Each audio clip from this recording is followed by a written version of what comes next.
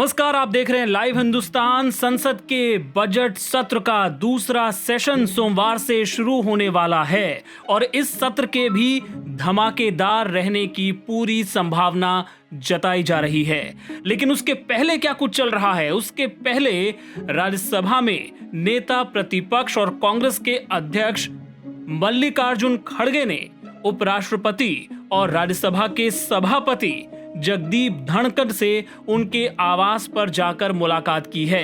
इस संबंध में उन्होंने ट्विटर पर एक पोस्ट डाली है, एक तस्वीर पोस्ट की है और उसमें उन्होंने लिखा है कि met vice president of India ahead of the forthcoming session of the parliament to seek his cooperation. यानी विपक्षी दलों की ओर से, कांग्रेस की ओर से ये उम्मीद की जा रही है कि सभापति उनका सहयोग करेंगे। इसके आगे ट्वीट में लिखा गया है कि we as opposition parties are keen to play a constructive role in making the government accountable and would want discussion on every burning issue facing the nation.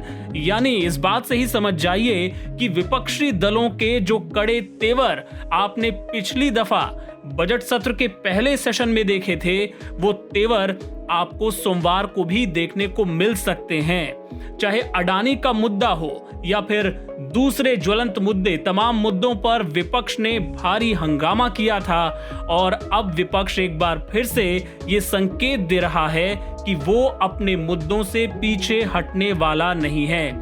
पिछले सेशन में जोरदार तकरार सरकार और विपक्ष के बीच देखने को मिली थी। राहुल गांधी के भाषण से कुछ हिस्से हटा दिए गए थे, मल्लिकार्जुन खड़गे के भाषण के भी कुछ हिस्से एक्सपंज कर दिए गए थे और उसके बाद अब जबकि सोमवार से बजट सत्र का दूसरा सेशन शुरू होने वाला है, इस सत्र के भी खूब हंगामेदार रहने के आसार हैं।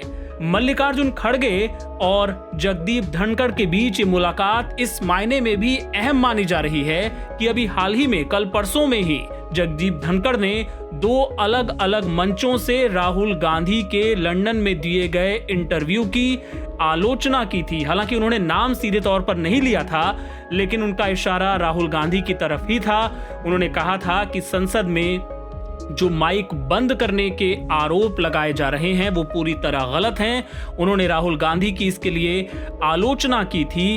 उन्होंने यहां तक कह दिया था कि इस तरह के आरोप लगाने की हिम्मत कैसे हो गई। उन्होंने कहा कि जनता को ऐसे लोगों को सबक सिखाना चाहिए। तो बहरहाल देखना होगा कि इन मुलाकातों का वाकई कोई असर होता है या नहीं, या फिर जैसा हमने शुरू में ही कहा कि लोकसभा के या राज्यसभा में कल से जो कार्यवाही शुरू होने वाली है उसमें विपक्ष के वो जो तेवर हैं कड़े, जो पिछली बार हमने देखे, वो ही लगातार बरकरार रहेंगे।